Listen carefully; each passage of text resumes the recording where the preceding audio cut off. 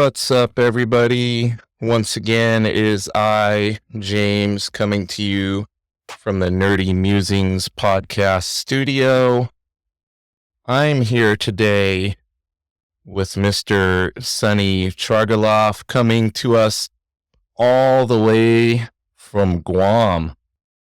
Hey, How how's you it doing going? today, brother? Doing good, doing good. Thank you for having me. I've only done one other podcast, so I appreciate reaching Wow. out and getting me on. My pleasure. Now I have pressure on me. We got to make it a good one. I'm sure it will be. So, it's going to be fun, man. You can tell by my background, I'm a fun guy. Too much Yeah, comic book stuff all around me. yeah. If you look under this arm, we got the child, I see Grogu down there. Boba Fett's helmet. Yeah. Too much room, too much room is occupied in here. So now stuff's ending up on the floor. I think it's interesting. I was talking to several of the people I've had on that a lot of us kind of all have this martial arts connection Right. and art and artwork. Mhm. And I know that you have one of the most awesome Instagram Thank handles, you. Heroesandheadkicks. Yeah, thanks. How did that all come about? Well, I've been involved in martial arts since the 80s. I believe we're close to the same age. So, grew up in the 80s and 90s, and I was involved in Taekwondo initially here on Guam. Way back in the 80s, there was Taekwondo, karate. I believe Kung Fu and like boxing wasn't really a big thing. MMA, of course, Jiu-Jitsu was not a huge thing way back then. But I started in Taekwondo, and I've been training pretty consistently ever since the 80s. So at the same time, I was reading comics, I was drawing. So the tag Heroes and Head Kicks kind of comes from the two passions that I have with martial arts and drawing comics. So yeah. That's awesome, man. Yeah. I remember back when I was right around that same time period you're talking. I was born in 77. So when were you born? I was born in 78. Okay. Yeah. So I'm a little bit older than you, but just not by a lot. Not But by a yeah, we lot. came up during that same time period. And for me, it was karate was the big thing, like you said, and a lot of taekwondo and Right. everything, and a little bit of kung fu, I think was still, carrying over from the popularity of kung fu in the 70s with all the movies and everything. So like I came up watching all of the martial arts movies and stuff, and like would beg my parents to let me train. And I remember it wasn't until the first Karate Kid movie came out and they saw kind of like this, anti-bullying and all of Right. this could be helpful for him. And Yeah. I was finally able to convince them to let me start karate. So that was kind of my journey. But same as with you, like the comics and stuff were there from a pretty early time. Before I got into comics, it was more like the cartoons, coming up on Transformers, Right. Thundercats, Voltron, all that kind of stuff. Yeah. So I think always having that kind of like creative, looking for that creative outlet, looking to those inspiring creative things along with the martial arts has always been there. So do you find that a lot of other creative people that are in martial arts? I was talking with Ron Garney the other day about this. Like, I just noticed so many of us who are into artwork and these different things also seem drawn to martial arts, and we were trying to see, is it like how our brains are wired, or why is that? I believe it's I think the discipline and the structure of martial arts, training, recovering, trying to be analytical with like technical stuff, like footwork, or if you're doing jujitsu, a specific position. I think all of those are very transferable to how we approach art. There's technical stuff that we have to learn, and then there's also like self-expression that kind of comes into it that makes us more individualized. Like I'm sure you have your own style of jujitsu where you're more maybe, you prefer top position or something, versus somebody who's like longer and has longer limbs and may prefer like bottom position. Same thing for I'm me. kind of an I'm kind of an anomaly. Mhm. I'm a big guy that identifies as a little person. Oh, very cool. That's always So cool I'm though. 6'5". I'm 6'5" and 310 pounds, but I can do the splits and do all the crazy guard stuff and Wow. the stuff that's normally attributed to the little guys. Right. But normally, yes, normally what you'd say, you definitely, regardless, you gravitate towards a certain style most of the times. Most people Right. tend to lean one way or the other depending on body type and these Correct. types of things. Yeah, with striking, it's like you're either the bull or the matador, kind of like Ali versus Frazier, where you're kind of like a big, kind of hulking kind of guy coming in and throwing bombs Yeah. versus Ali's kind of better footwork and staying on the outside. So, yeah, definitely preferences, and I think that the martial arts connection to art and drawing and comics and all that stuff is another aspect for me is that I always saw guys like Bruce Lee, Chuck Norris as like a martial arts superhero. It was kind of like that was my kind of way in from martial arts to drawing comics and just appreciating comics and superheroes that way. Yeah, it makes a lot of sense. You broke it down really well. Like when you think about it like that, it does make sense why it appeals to us and kind of why all these different hobbies and things cross over. Um, Speaking of hobbies, like when did your artwork go from being a hobby to more of a profession? Kind of how did you get your start? When did you break in? And what type of work do you tend to do? Do you do more like graphic design type work, more concept art, or Mhm. have you dabbled in a little bit of everything with your artwork? Well, That was a lot of questions. yeah. That's like a triple whammy right there. Yeah, yeah. I'll try to tackle each one, but I'm kind of like I try to identify myself and try to kind of still steer towards more comic style art, and that's really my overall goal is to be a comic illustrator, whether it's doing covers or like currently I'm working on a 3-issue comic series. And that's Oh, really what, sweet. yeah, I really want to focus on that. And it's a Guam story. I'm working with like a full team. I'm working with James Andrew Clark, who's been published by Dark Horse, colorist named Edgar Arce, and a letterer called his name is Thomas Moore. So all these guys have more experience than I do, but I identify myself as a comic book illustrator first and foremost, and then there's other things that I do just to take on clients and get commissions done. And it may not be comic art, but it's my style. So that's kind of where I lean. Gotcha. And then as far as when you got your start in all of this, like obviously you were talking about how you had a love of comics at a young age, and Mhm. did you kind of know right away that that was the path you wanted to start following? Yes, my goal actually in high school was to leave Guam and possibly go to New York and try to make it as a comic artist. But Guam doesn't really have. I mean, there's one I mean, two. There's two colleges. One is a university. One's more like a community college. So none of those, neither of those has a comic sequential art path. Everything that I learned, everything that I do, I had to learn on my own. So it was just a lot of reading comics, absorbing all of that content, and trying to dissect it, break it down, and figure out how to do it. Later, when like the internet kind of came up, I just did a lot of research and just try to learn it on my own. So it's really there's nothing here on Guam in terms of like comic creation. That there's no industry here. There's no educational programs. There's a very small community. There's maybe 4 or 5 people from the island. Tony is one of those people that do comic style art, illustration, pop art, stuff like that. So it's a very small community, and it's a little harder to get things done here, but it's not impossible. So yeah, when I Yeah. initially wanted to do comic art, I was in high school, and that's really what I wanted to do.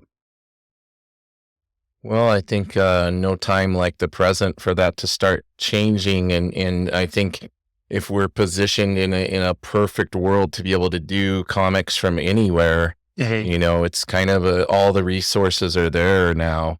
You don't necessarily have to be in a place like, I know what you're saying about coming up and like trying to learn on your own, because we didn't have all these resources right, like YouTube and everything. right. I mean, you could go on David Finch's channel and sit there for Which I've 50 done. hours I've and done not, that. Yeah, yeah, and not go through everything. Like I right. wish I had that when I was a younger artist, Oh because it's yeah, just a tremendous, yeah. tremendous resource. I definitely feel like I'm a little late, and I'm sure you may possibly be experiencing, because I'm in my 40s now. So, Yep. um, I feel like I kind of wish that we had the resources we have now, just because I feel like I would have gotten my start doing comics way back, but I mean, I'm trying to take advantage of what I have now, and I'm trying to do something, and I'm trying to get some projects done with comics. So That's awesome. Now, with this project that you're doing, is this a creator-owned kind of idea that your team came up with, and then you're providing the art and everything? Are you designing some of the characters and yeah, everything that goes along with that? yeah, I'm actually I'm co-writing it. The main writer, Jim Andrew Clark, he was actually nominated for an Eisner Award back in 2010. He has Oh, wow. an online series called The Guns of Shadow Valley. So it's free online. If you guys have time, you can check it out. But I kind of pitched the idea to him. The house that I grew up in on Guam had a strange kind of like almost like a prison in front of it that could not be removed. It was made out of metal. And I kind of drew inspiration from that. And we created a story based on that. So the story is based on Guam. It's set in 2 time periods. And I kind of just pitched the idea to Jim. I went to San Diego Comic-Con in 2018. This was actually me and my wife's honeymoon.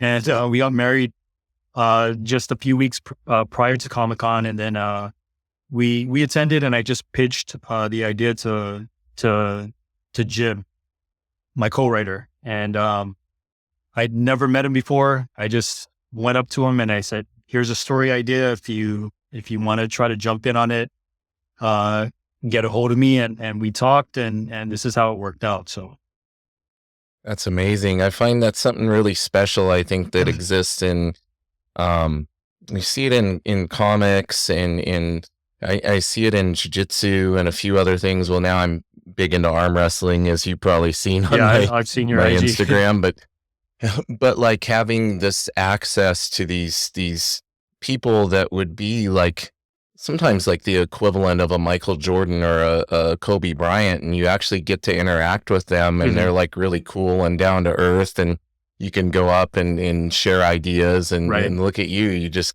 came up to them and made your pitch, and next thing you know, now you guys are co-writing this together. Yeah, we're working on a project together. So yeah, I mean, I agree with martial arts in general, and also creatives, whether it's like, comic artists or, anything in the arts. I feel like the gap between, like, if you take like movie stars, for example, if you get like a low level actor and like a Tom Cruise, for example, it's probably not going to work out the same as, what we experience at cons and stuff like that, where we could just come up to somebody, talk to them, and go back and forth about the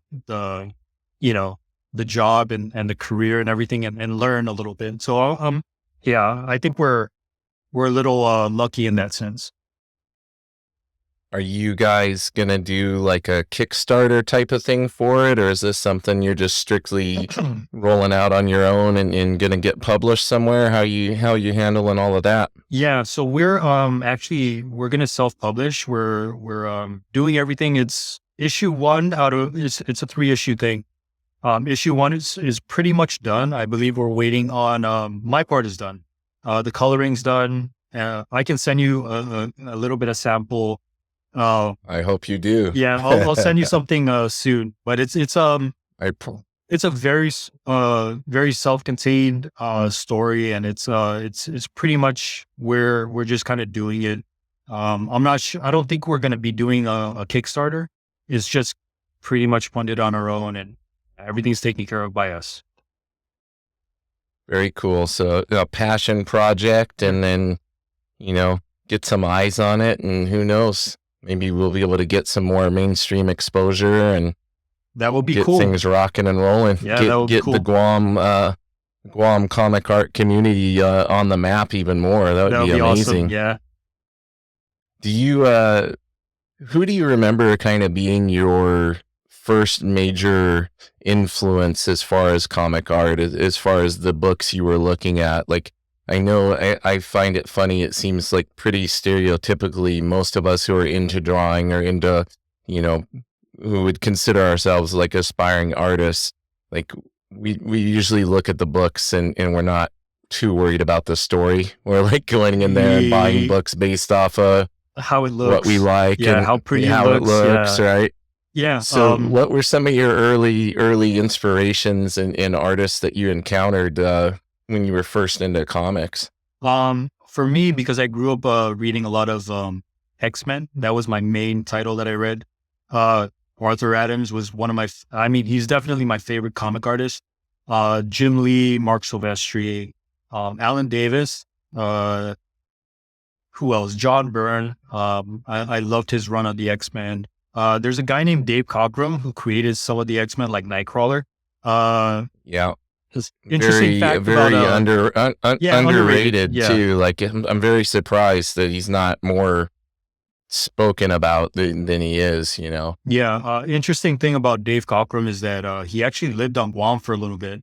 And I don't know how many people know about this, but Nightcrawler, the character, was created on Guam during a typhoon. So wow, that's a deep cut. Yeah, that's awesome. Yeah, I try to tell my students all about that, because there's no real connection to big comic characters, but this is one that we can talk about and have a connection to Guam. So that's awesome, man. You named a lot of the people who I think, coming up in the time that we were, those were a lot of the very inspiring artists. And for me, it was always like big time with Jim Lee. Right. Like I remember like really loving his X-Men work, like even before he had the individual series that he did, like the record-breaking sales on and all of that. Like looking at his stuff on Uncanny X-Men and just being a kind of a fan of that style and the kind of the guys that branched off and went to Image. Were you a big Image fan when Image launched and everything? Yeah, I was. I collected most of the titles when they launched it. Savage Dragon, I love Savage Dragon. The Pit, I love the Pit. Yeah, Pit, Dale Keown. Yeah, he did really good work on the Hulk, and that's kind of what brought me over to the Pit. I mean, it was pretty similar character design wise, just missing a nose and all the chains and everything. But huge, muscly character, and that was a good style for Dale to get into. So yeah, I mean, it was kind of funny how like all of those guys kind of gravitated and created their creator-owned stuff was all very similar to what they were previously on. Right. Yeah. Wildcats. For the most part. All of that. Wildcats was like another team book. And right. I guess with Dragon, though, Dragon was pretty unique. And that's a character that Larson had created and actually had, published in Megaton books and stuff way back. Okay. Yeah. Back in the day. I think I remember then. Yeah. Yeah. He had like a little tiny fin. He looked a little bit different, but he had that character around for a long time. And then I guess, Todd had Spawn, like when he was in high school, he had drawn Spawn and kind of came up with some of the initial ideas for that. But yeah, definitely, Jim definitely went to kind of another X-Men-ish type of book and everything. But in Keown, like, I think it's cool though. I think sometimes you kind of have to go with what you're the best at. Right. Like Jim's always been really good at drawing those team books and things and really giving all the characters their own unique individual looks, and Dale with the gigantic muscular brute type of Yeah. characters. It's just natural for him to go to Pitt. So Right. yeah, I really wish like Dale would get back on some regular work. I think that's something that everybody, like, I heard he was doing some kind of project here Hmm. that he's supposed to have coming out, and I heard rumors of maybe like an artist edition of Pitt, because I think he still owns like pretty much all the original pages I of see. Pitt. Yeah, So yeah. man, that would be a dream. I haven't really seen anything from him lately. Now that Yeah. you bring it up, I can't think of anything he's done lately. So yeah, that would Yeah, be cool. he did some covers for Marvel here and there. Um, and he's been showing up here and there on some podcasts and things. And I know he's doing some, I think there's some kind of Kickstarter project, like book he's helping with or something. So, but, there's been rumors like swirling that he's going to bring Pitt back or do some kind of Pitt related, like a crowdfunded thing or something. So Oh, very cool. fingers, fingers crossed, Yeah, right? yeah, yeah. I would love to see more of that. So these days, a lot of artists are working digitally. Like I have my tablet monitor here next to me. Like, Hmm. are you somebody that works in that digital realm? Do you do a hybrid process? What's your preference? Yeah, I'm almost exclusively all digital now. I use Procreate. I don't know what program you're using. Are you using Procreate? I use Procreate on the iPad, and I also have Clip Studio on there. I kind of jump back and forth. I have things I like about each of them Hmm. independently. You know, I like certain things in Procreate a little better, and certain things in Clip Studio. So I kind of hop back and forth. I see. Yeah, I used to use the older version of Clip Studio. It used to be called Manga Studio. Yep. Yeah, so I used to use that. That was my very first introduction to digital tools. This was way back in like 2012, 2013. And then my wife got me as a wedding gift an iPad Pro with Procreate, and I just started playing with it, and it was just just the interface was just agreeable to me and my style, and that's pretty much what I Yeah. use now. So yeah. Yeah, Procreate is like I think a very easy transition because it's almost like Photoshop, Hmm. but with more, you know, focus on the art tools Right. and more focus on the drawing tools. Hmm. So it's something familiar to us. So yeah, Clip Studio now can be pretty daunting. Like it's hard to find like the simplest thing. You could find it right away before. Now you have to go through all these menus and Right. Yeah, I was gonna like say the original version, the Manga Studio version, I was used to, and I liked it a lot.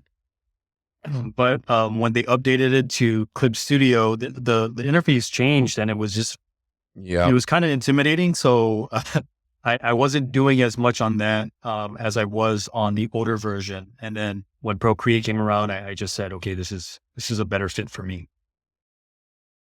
What was some of your early work in the industry, like your first kind of published projects and things that you did? My very first comic work. I'm not sure if you know a guy. He's a lettering guy, a letterer named Russ Wooten. He did some. He's done a Yeah, lot of I've stuff. heard that. Yeah, Russ. Yeah, I've heard his name. Yeah. Yeah, he worked on the Walking Dead comic.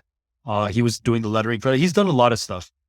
Yep. But Russ put together a Kickstarter a few years ago. I think it was 2015, I believe. And it was a horror anthology called The Dark Reaches. It was kickstarted. She approached a friend of mine from Hawaii who was involved in the MMA scene. He did photography back then. His name is Eddie. I think his Instagram is King Eddie.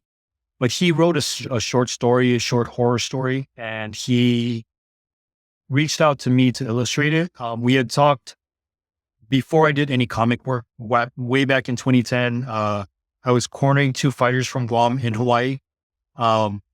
Two of my fighters, my kickboxing students, we flew out to Hawaii, we fought out there, and we had talked. He was taking pictures of the event, and Max Holloway actually fought in that event Oh, way back amazing. when he was super young.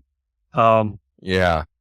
so that was a connection with me and Eddie, and I was approached to illustrate, and I did one story. Then Russ came back and asked me to do another story on that anthology. So that was way back in 2015. It was funded successfully, and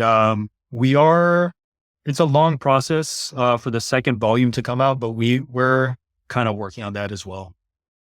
Oh, nice. So you got your fingers in a little bit of everything right now, working on this new project, trying to rekindle some old projects. Right.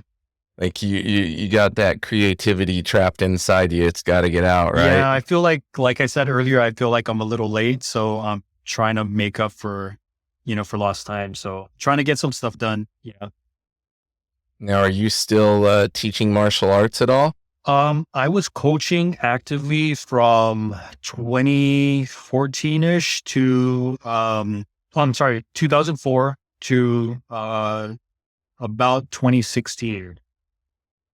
And, around that time, on Guam, the fight promotions were kind of dying out. There was only one major MMA promotion here on Guam, and they kind of slowed down and then eventually just stopped altogether. So at the same time, some of my students were kind of thinking about leaving, getting to the age where they wanted to do like the military or to move off and do their own thing. And I had to it kind of broke my heart a little bit because I didn't want to stop. We had a small dedicated group of guys that competed and trained together for over a decade. But I just felt like I owed it to myself to kind of just put that to the side and just focus mainly on drawing and trying to do projects for myself. Yeah. And ever since 2015, 2016 to now, I've been really focusing on doing art. But I still train. I'm not sure if you know John Tuck. He fought in the UFC. He opened a gym recently, and I jump in to help out every once in a while with their striking. Yeah, so I stay involved. Yep, I know that name for sure. Yeah, I remember when he was fighting and everything. Mm-hmm. Yeah, so you're staying active with that. I mean, obviously, like art is kind of a stationary venture. Yeah. Like, so it's good to have something that gets us up and moving around. Yeah. So I'm getting older, man. So like I can't just sit down and draw as much as I want to. I need to, I need to move. I need to stay active, and it's just better for me. So. Isn't that funny how sitting too long becomes a thing? Like, how'd you hurt your back? Oh, I was sitting for too long. Yeah, I just went to the chiropractor a couple of days ago because I had a upper back issue, and that's from being crouched over so much at work and also for drawing too. So, yeah. I just went this morning. Yeah. Yeah. Maintenance, you got to get that tune up. Right. Something I haven't really delved into on here that I'd like to talk to you a little bit about, and I've touched on it a little bit briefly with a couple of the other artists, but, the whole kind of AI, quote unquote, I'm doing air quotes for the people just listening on the audio version, AI art thing that's going on. Obviously, it's something that affects many professional artists in particular, and pretty much anybody who's putting anything creative online. I don't know if you saw this thing recently. I'm sure you did, but you see what Instagram is doing with how they're basically going to be able to use any artwork that you put up to influence their AI. Yeah, I do not agree with that at all. Very frustrating, and just it doesn't seem like it should be legal. Yeah, I just don't agree with it. A little concerning with my art because I have had some of my illustrations stolen, like just outright stolen. So AI is it's a very frustrating new development, and it's. I guess for non-artists, it seems like a cool thing, and it seems like a big step in technology, and it seems amazing, but to artists, to people who, spend years and years and years honing a craft and getting better at drawing, it's just to have that taken away from you and stolen. I've seen some AI, like you did, the quote unquote artists, just straight up copy, existing artwork and take credit for it. And I've seen someone win an award for just pretty much stealing an illustration and then flipping it. Yeah. And Yeah. very frustrating. And I'm not a fan at all. So. Well, something that just happened recently, it's been several months now, but I entered that, Todd McFarlane did the Spawn. Yeah, I did the Spawnuary cover contest, right? And one of the winners was AI art. No, it got outed. I did not. Yeah, I didn't even know. They had explicitly said no AI art. That was in the rules of the contest. And then people, outed the guy, and he tried to deny it. He says, "All these other entries I did, those were AI, but the one that won wasn't." Man. And then somebody found his account on the AI generator and found those images and like, "Oh, really? Like they're right here under your account, the ones you say you actually painted." Horrible. I did not know about that. I'm gonna have to research that and read up on that. That's and it kind of got buried. So Todd never, to my knowledge, came out and like made a statement about it or anything, and they haven't like used those covers yet of the people that won. But it was something where like literally after that, like Todd could not post something without people commenting, "Is this AI?" Yeah, that's understandable. That's not a good look at all for for an artist to kind of, and that's the danger, is that it's some of these AI outputs are pretty believable, and it's just, but the way they're trained on other people's art is what I really don't agree with. Yeah, and some people, they like use it as like a part of a hybrid process. So they'll use AI for a piece, but then they'll go in and like photo bash and actually do a little bit of work on it in Photoshop that you could tend to say is art. Like they're being creative and they're using filters and doing different things, but ultimately creating something from scratch that's an original concept and seeing it to fruition, like it's taking a lot of these intermediary steps out of place that normally like those of us who are into art have been like practicing for a very long time to acquire those skill sets and to be able to do those things. So it's if you look at creating art like how you train in jiu-jitsu or kickboxing or MMA or whatever style, there's like it has to be a lifestyle, in my opinion. Like you have to do it whether you're going to be rich and famous or if you're just going to do it as a hobby. You just do it every day. And that's kind of how I approach martial arts and how I approach art and creating. It's more like a lifestyle than I'm going to be doing this till I can't draw anymore. Physically, I can't draw anymore. And I feel like that's the best way to do it. And I feel like AI artists are kind of like skipping the line. They're ignoring all the hard work in the process and the lifestyle aspect of it. And they're just trying to jump to a product that they can output and show off and sell maybe.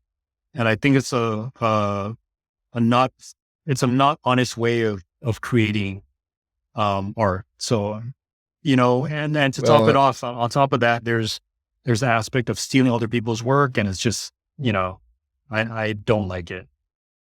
Yeah. Well, and the whole labeling themselves as artists, AI artists, when literally they're typing in prompts. Right. You're typing in words. I mean, that'd be like me in going and putting a microwave dinner and then cooking it in the microwave and calling myself a sous chef. Right. I've heard someone say that it's like getting a slice of pizza from Pizza Hut, someone getting a slice of pizza from Domino's, other pizza joints, and putting it together and saying you're the chef, you're this high level chef. And it's just exactly. Yeah, it's crazy that someone could get some pride and some bragging about, something that was so simple to do. And on top of that, stealing from other people. It's just something I don't agree with.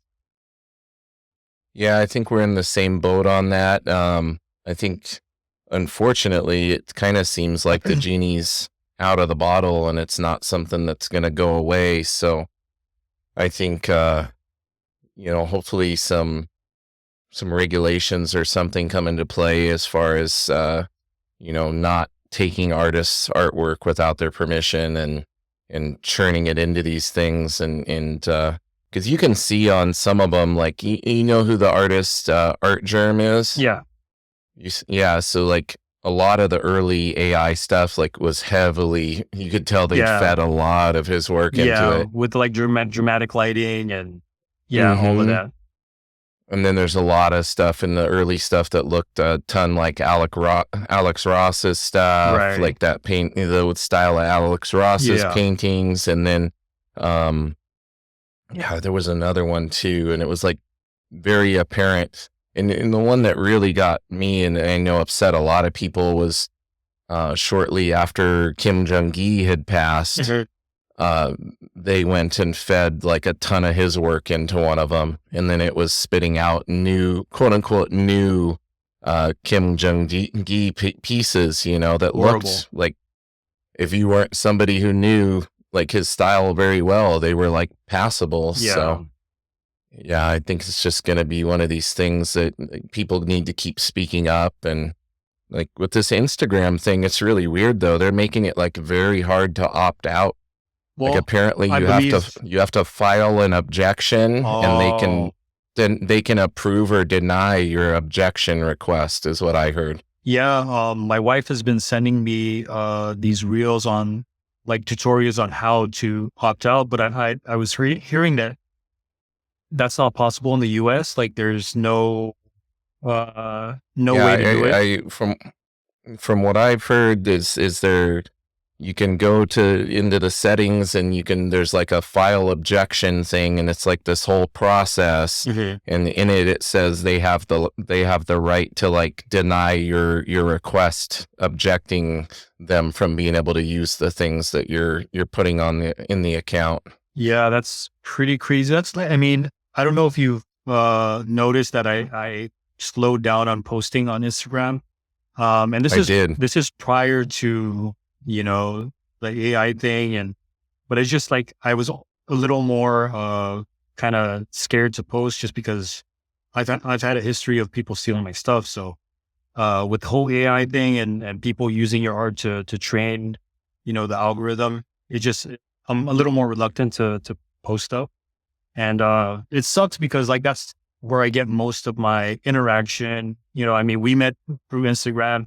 Yeah. It's frustrating to kind of have to, handcuff yourself because of, somebody potentially stealing your thing. So, yeah.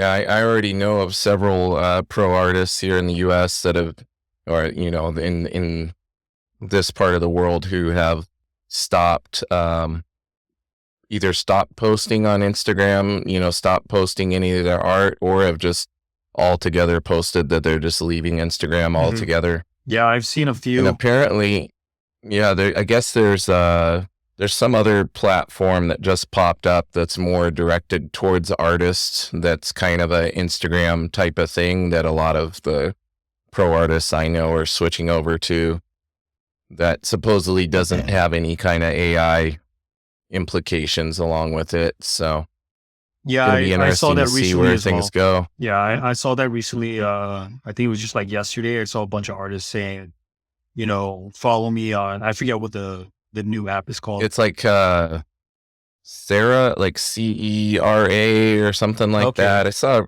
Richard Friend posted it. Okay. He's another invaluable resource on talking YouTube channels with like people posting great art stuff. Yeah, I think I may have bought like a couple of his brushes. Yeah, it's called Kara, CARA is the name of the thing he said he's on. Okay. Yeah, so supposedly it's more like directed towards artists and kind of like similar to Instagram, but solely focused on artists. So maybe that might be a good alternative for some of the artists that are listening who are kind of uncomfortable with that idea of, Right. getting their work on there and potentially having it fed into the Skynet system. Yeah, that's Well, switching gears a little bit on you, back to martial arts. And I know you mentioned you started in Taekwondo, but and we're talking more towards modern times now. You keep mentioning kickboxing. So was that kind of like something that you did Taekwondo for a while? You got intrigued by other stand-up styles and made that switch? Yeah. So yeah, I started, like I said earlier, I started in '86 with Taekwondo. Actively competed, I mean, in local tournaments, for a long time. There was an international tournament called, the South Pacific Games, and I had fought twice in it. First time was in Tahiti. We flew out, Guam had a team. We flew out to Tahiti in '95. I was like 17 or 18. Fought in Tahiti. I got silver in that one. Then in '99, it's held every 4 years. In '99, I fought on Guam. It was held on Guam, the same event. Fought in that one. I got my nose smashed. And I lost the gold medal fight. So my nose was pretty messed up. At that point in my life, I was like maybe 21 or 22, something like that, 20 maybe. And I was kind of like getting a little tired and more interested in more, not violent, but like more, less sport style martial arts. So I started looking at like MMA, started getting interested in jiu-jitsu and different styles. So I stopped with Taekwondo pretty much altogether at that point. And I started learning how to box. There was it was called the Guam Amateur Boxing Federation. And I stopped everything with Taekwondo and I would just go there, get beat down for a few months and had to like force myself to change my style drastically to kind of learn how to box. And so from there I started developing kickboxing and yeah, I started, learning how to do it. I would buy like instructionals from like Rob Kamen, Ernesto Hughes, Oh yeah. all those guys, and try to like pick apart styles and just kind of treat it like as a project and try to like really learn how to do things from just breaking it down. And then got into the ring and started sparring with people. Again, getting pieced up every now and then. But learning how to do it. And I got to the point where I felt like, okay, I think I can compete. And I did a few kickboxing matches here on Guam and in a neighboring island. And this was maybe like 10 years ago was my last fight. Okay. Uh-huh. So yeah, you gotta you it's like that bad baptism by fire, right? Like you started getting in the ring and kind of learning and it's definitely an experience. I remember, it's very different, like being in a style that has a sideways type of stance, like Taekwondo or karate. I remember trying to, I did karate and then I switched to BJJ. And then for a while I was doing BJJ, one of my students was a really good Muay Thai guy. So we introduced a Muay Thai class and that is a very different stance than we're used to in karate or Taekwondo. Yeah, more squared up and exactly. Yeah, more forward, like definitely a learning curve there, right? So, when with this crossover between martial arts and art, like that learning process, like obviously you were talking about how when we use this term self-taught, like I was talking to one of the artists the other day and he said, it's funny we say self-taught, but really like we're learning from these resources and things that are people who came before us and are kind of like laying the groundwork and we're pulling from that instructional book or, that Bridgman book or whatever it may be and applying these resources to help us teach ourselves. But for you in that process, like Were there some resources, some art books and things that you found very helpful? Did you find ones that resonated with you more than others, or were you more of a kind of look at a comic, copy the poses, try to figure out the anatomy? Like, what was your journey like in that regard? Well, I was lucky because I'm an art teacher, and my, I had to go to college and take art classes. So I actually double majored, education and secondary education and also fine arts. So like the foundation was there for drawing. We went through a traditional path of learning how to draw by observation. So all of the essentials and the groundwork was laid down. It was just adjusting the realistic style that I learned in college to a more like a shorthand kind of comic style.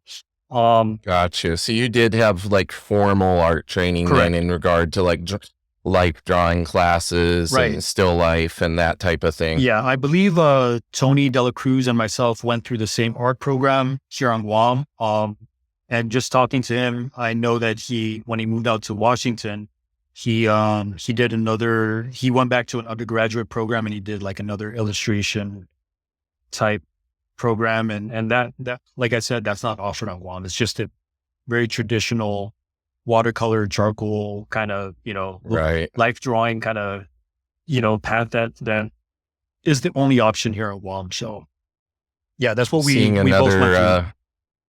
I'm seeing another venture for you. Oh, that would be cool, man. Getting some kind of art program yeah, going there, yeah, comic art, sequential art program. yeah. Actually, I teach high school, so my final project for the year is teaching traditional stuff. Perspective, how to draw space accurately. Creating the illusion of space and all that stuff. But my final project is actually, to incorporate all of those things that we do throughout the school year, but put it into like a short comic story. And I try to, Nice. I try to show them examples. There's a few people that I from Guam that I try to show off, because I want to make the connection to my students that, comics may seem like an impossible thing from Guam, but I've done it.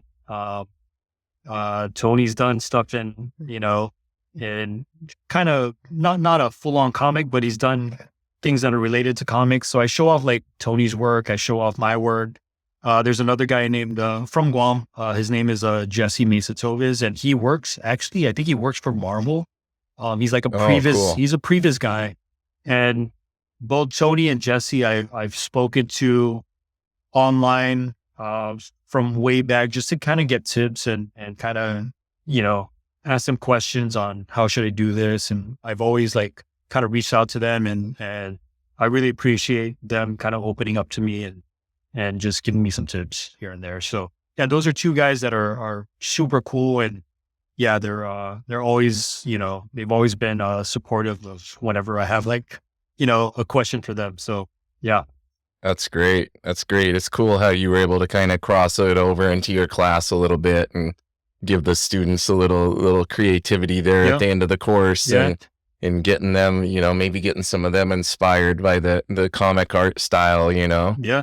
Yeah. Very That's cool. awesome. It's cool to show them that, Guam's a very small island. There are a lot of talented people, very talented artists here. I see it year to year. I see like a few standouts, in my classroom, but there's just no direction, like in terms of like, what can I do with this, aside from just do a small business or make stickers or, sell posters. Right. It will be really beneficial for the island if there was like a sequential art program or like you know any kind of program that would kind of lead into the pipeline of a huge career. Exactly. So Yeah, giving several different directions you could go with this skill set, and especially leveraging, you could teach them how to leverage like social media and Etsy store and all this kind of stuff to get the exposure right. and get themselves out there, Mhm. while being kind of, you know, uh, not stuck, but just being in a community that is not as easy to get that work out there. Yeah, that would be Yeah. that would be hugely beneficial to, if we had something like that. Yeah. Yeah. Speaking of Tony, a lot of people, they see his work and you're talking about how he has a similar training to you and everything. And he does that very like graphic design style. And he does I own so many of his prints and things, that style that Tony is known for. But then like that piece over my shoulder here on the wall for people watching, that's a Tony De La Cruz. I mean, that's Wolverine. That looks like Tony's. That's a commission I had him. Cool. That's a commission I had him do. And a lot of people don't realize that his style is he can do that too. Mm-hmm. It's not just what you're seeing on those prints, Yeah. Yeah. Tony's a great guy. We'll be having him on here real soon and picking his brain. And yeah, I think you guys could definitely come up with a cool program there on Guam and not like you're not busy enough, but just putting the bug in your ear there. Yeah, that's definitely something I've thought about. And I know there's some independent schools that are trying to do things like that, but not geared toward sequential art and making comics and stuff like that. So it's definitely something that I really would love my students to get into. So we talked a little bit about your past, your inspirations as far as other artists when you were coming up. Who are some people, some comic artists today that you follow and look up to? I know I have it seems like every other day on Instagram, there's some new artist who I'm like, how is this person not like mega famous? Their work is amazing. Like I follow, I swear, like a new one every day that comes up and I get inspiration from. Do you have some artists on there that you really, really enjoy seeing their work pop up on your feed? Yeah. There's he's more traditional actually. His name is Dave Wachter, Wachter. I was first exposed to his artwork. I believe it was, I'm forgetting the title of it, but the story is, okay, there it is. It's called Breath of Bones. Okay. Yeah. It's a war story where, some soldiers are coming into a small village and the village elder is kind of like a mystic and he has to create a golem to protect the town. Okay. It's a pretty badass storyline. I just pulled up his Instagram here. This is awesome. Yeah. This Captain America piece he just posted 9 hours ago. Got a lot of like Tim Sale vibes to it. Yeah, very traditional. A lot of ink and ink wash type stuff for the shading. And it's very different from what I do. So like I'm like super inspired by his work and I like seeing that stuff and it kind of pulls me to kind of try to do more traditional stuff because I do like that ink and ink wash style. So I played with it before and it was fun for me. He's also worked with my co-writer, Jim Andrew Carl. So he was the one that illustrated the Guns of Shadow Valley. Dave Wachter was okay. Yeah, he worked with my co-writer Jim. So really awesome stuff. And, that's an artist that I really kind of just check out his work and I just like look at it and kind of get inspired. It's very, like I said, it's very different from what I do, but yeah, I still really dig it. So.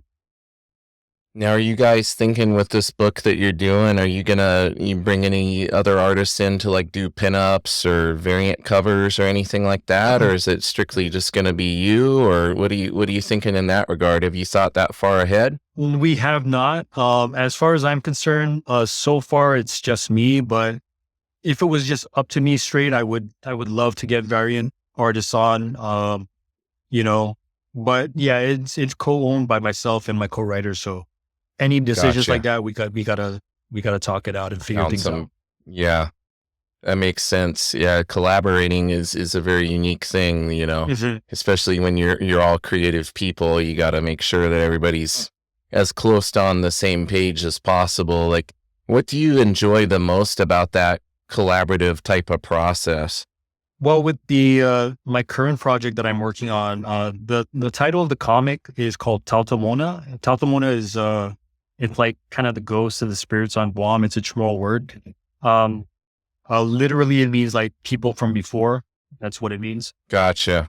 So like our ancient, the ghosts and everything. But the process with my co-writer on the project that we're working on is he's more experienced than I am. So like he's written a bunch of books, and he's actually been published. The Guns of Shadow Valley, that webcomic was actually published by Dark Horse Comics.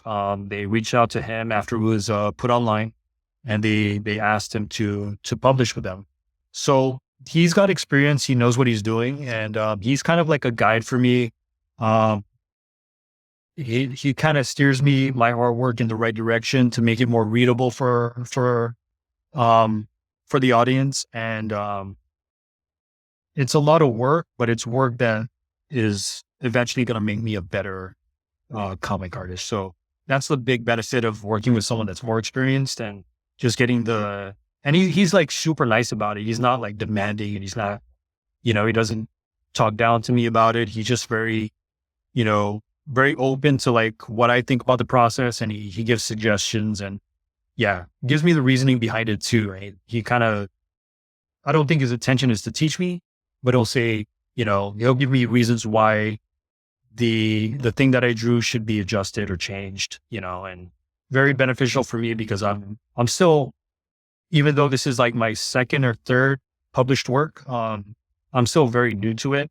And I'm still learning, and I'm always trying to like get better. And like I said, because I don't have the proper training in sequential art, I have to learn by doing and making mistakes, and then getting better and adjusting. So very beneficial partnership with Jim.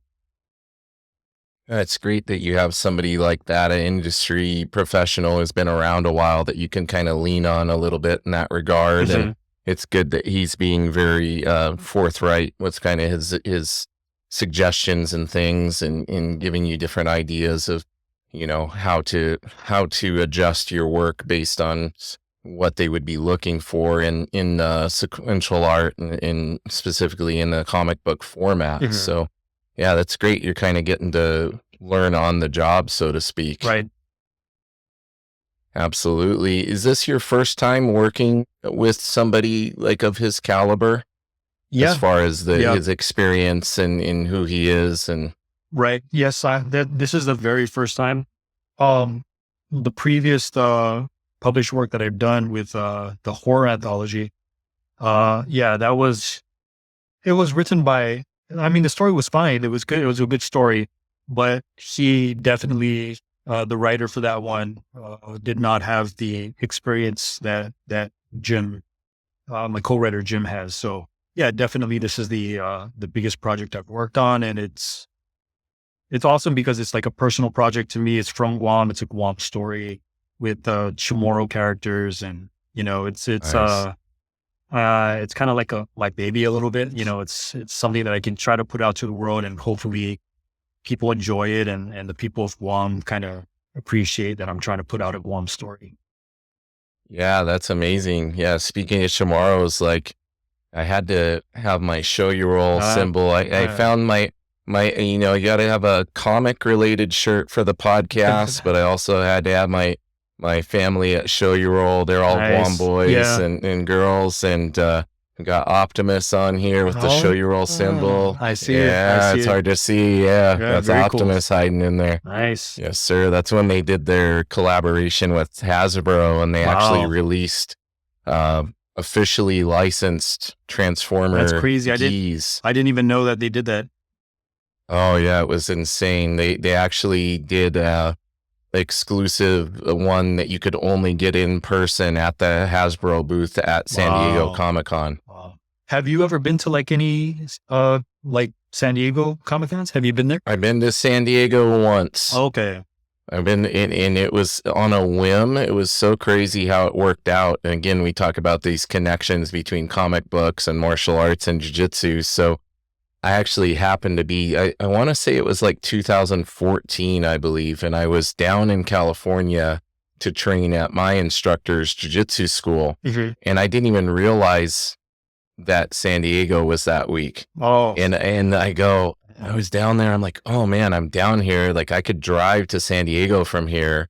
And I was like, man, but I know how hard it is to get passes, like to get badges for San Diego. Right. Like some people buy them like a year beforehand, you know? And so I posted like in a show your old group that I was part of on Facebook. And I said, hey, anybody have a connection that could, and strangely enough, man, somebody DM'd me and said, yeah, I know somebody, I have a friend that works at the convention center. Wow. And they gave me this code, like go to this website, put this code in and you can buy your badges and everything. Mm-hmm. And so literally like it worked. Wow. And I went and I got my badges. Me and this other guy that was in the show your old group, we actually met up. We'd never met in person, but we were friends through collecting show your old gis, and we met down there and we got to go to San Diego Comic-Con. Very It was cool. amazing. What year was that? Yeah. I want to say it was like 2014. Oh, okay. Yeah, I'm pretty sure. Okay. Yeah. My first, pretty sure. my first Comic-Con was in 2012. My sister lived in San Diego at the time, and she was able to get tickets for us. And yeah, we were able to experience Comic-Con for the first time there. I met Stan Lee in 2012, me and my wife. Oh, man. And we got a picture with Stan Lee back in 2012. Very cool. So I've been to San Diego That's Comic-Con 3 times. Nice. Yeah. Yeah, I've always wanted to go back. And I remember one year I tried to get because if you've gone, you know, previously, they usually give you the access to try to get in a little bit earlier to get the badges. Yeah. And I tried the one year, but I wasn't able to get them. I was going to try to make it so my wife and I could both go. And yeah, I struck out, and then I haven't tried since, but I'm sure I'll make my way back. I want her to get to experience it, because her and we go to like all the local ones here between Washington State and Oregon. So we'll do Rose City Comic-Con down in Oregon, and then we do the big one here in Seattle. Emerald City Comic-Con is an amazing one. If they ever offer to bring you out, man, you got to let me know, because that would be. I'd love to, man. And I mean, yeah. So I know Tony's talked to me about, you know, that he thinks I could do well, tabling at a convention in Washington, and my sister lives out there. My sister's a writer, and she, okay. We've actually collaborated a few times on her writing stuff, and I illustrated it. But she attends cons in Washington pretty frequently now that she stays out there. So yeah. Very cool. Does she is her stuff published? Like, what kind of writing does she do? Does she do more like writing for like novelization, or is she in the comic industry as well? No, the bulk of it is it's more like novels and short stories and stuff like that. The one thing that we did collaborate on, we collaborated on a couple things, but was a retelling of a Guam story called Serena. This is before I was digital. It was all done in like watercolor, and this was way back in 2010. It was a self-published book, but it was it was written by her, rewritten, and illustrated by me. So this is way back in 2010, I believe. Yeah. Yeah, it was a awesome. Guam legend called Serena. Maybe you guys could get a booth, both get a booth, because they have like a whole section for like authors and stuff at Emerald City Comic-Con. Nice. Yeah, they have like a whole separate area that's just like writers and like authors and everything. It was funny. I was walking through at the end of Emerald City this last time, and this lady at one of the booths, she's like, hey, and I'm like, what? I'm like looking around. She goes, you have cauliflower ear. Come over here. And I come over. She goes, you do jiu-jitsu, don't you? And I go, yeah. And she goes, you got to wait here for my husband. He's an author, and he's a purple belt in jiu-jitsu. Oh. And so I met this dude who had a booth there that would just happen to be a author of this book, and he was a fellow jiu-jitsu guy. So we chatted for a bit. Very cool. again, jiu-jitsu connecting, martial arts connecting all our worlds again, right? Yeah, very cool. Well, awesome, brother. Well, oh, go ahead. Yeah, no, I was going to ask when is Emerald City? What is that? Emerald City is generally like in March or April each year, and then Rose City Comic-Con is that one's down in Oregon, and that one's generally right around like September. Okay, very cool. Yeah, I'm actually gonna pull it up just so we get our dates right, because you never know, man. Like, you get this book out and everything, and you might get some attention. They might want to bring you out. Yeah, actually, our book, our first issue for the Taotawana story, it should be released in July, and I think that should be enough time for my co-writer to get that printed out and put out in San Diego Comic-Con. Yeah, so the next Emerald City Comic-Con is gonna be March. Looks like, what do we got here? Oh, they have the text so small. I have good eyes and I can't read this text. It's so small. I want to say it says March 6th through 9th of 2025 is when the next Emerald City is. Okay. Yeah. There might be some time. Get you out. Yeah. If you make it out, definitely let me know. Yeah, for definitely sure. Come and support. I'm going to support regardless, though. You know, you're going to, once you get the book published and everything, like how widespread are you going to do the publishing? What's your goal as far as that? Well, we're like I said, we're publishing everything ourselves. We're printing everything ourselves, and hoping that the first issue, I guess, is going to kind of build more interest and hopefully get more eyes on it. But definitely, I'll save a copy for you and send it off to you. That's really what I was hinting at. I don't care if, you know, anybody else listening gets it. I just want to make sure I can support and buy a copy. But obviously, if you have somewhere that somebody can purchase it or anything, like, I want to make sure to share that with people. So, you know, we'll make sure to direct people to your social media. Where can people find you? Like, are you active mainly on Instagram, or do you have other outlets that people can follow you on? Make sure you share those so we can get you on the people's radar here. Yeah, definitely. Instagram is where I'm most active, and that's at Heroesandheadkicks. Yeah, I mean, I'm pretty active on it when I'm just, you know, relaxing at home. I'm typically just browsing, looking for artists and looking for inspiration, and, you know, trying to support, you know, friends, artists that are friends, you know. So that's pretty much where pretty much you can find me.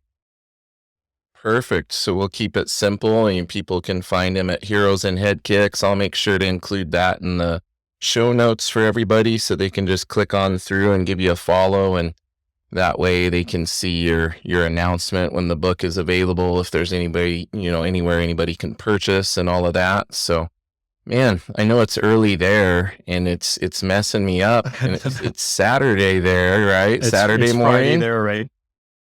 Yeah, it's like Friday at 3:09 p.m. here, and you're a time traveler, man. You're a day ahead of me. Yeah, Guam no spoilers. Yeah, no spoilers. Don't tell me what's gonna happen. Yeah, but Guam is the tagline for Guam is where America's day begins. So, you know, it's Saturday here, Friday in the States. So, I love it. Yeah.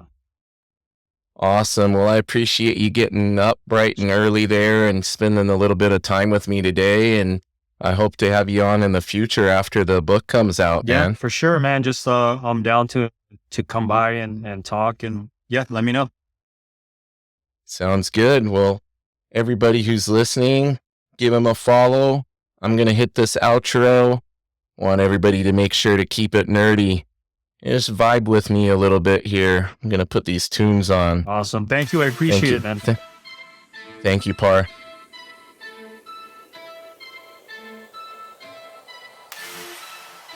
You know, I've been asking all the people on here to break out some dance moves.